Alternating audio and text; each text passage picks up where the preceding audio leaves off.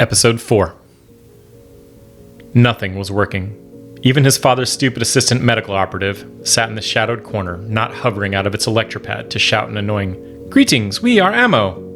It was the only one left in all the sanctuary, Gren was happy to tell anyone and everyone, as the SSBs for all its fabricated twins and older versions had slowly run out of charging capacity over the last century. Another coughing fit. He looked around frantically. There were more aquapacks in the refridge, and he grabbed a handful, then realized he needed to put them in something. A quick scan. Gren's almost new Sakado was on the back of a chair, one shoulder strap over the top. Hiro grabbed it and dumped out the contents onto the ground.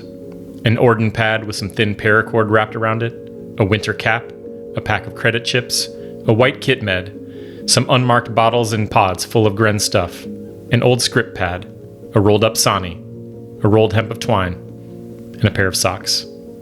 He shoved the aquapacks into the Sakado, then knelt down below the smoke to reach the Orden pad. No time to take the stupid rope off of it, hoping its SSB would still have a charge.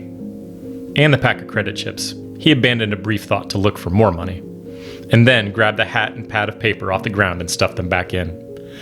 As Hiro stifled another coughing fit, he quickly scanned Gren's office. The shelf over the refridge had some rebars, and he shoved those into the bag. The desk? Nothing. Hiro ran over toward the door he had just closed, hoping to get into the more familiar parts of the house. He thought of toilet roll, but he remembered that it had all been destroyed in a weird flood. Then remembered food in the kitchen. But as he started to grab the square door mech, he yelped and pulled back, his hands screaming with a patterned burn from the metal. The quick inhale afterward doubled him over coughing again, and he turned away from the door at the sound of the hiss behind him.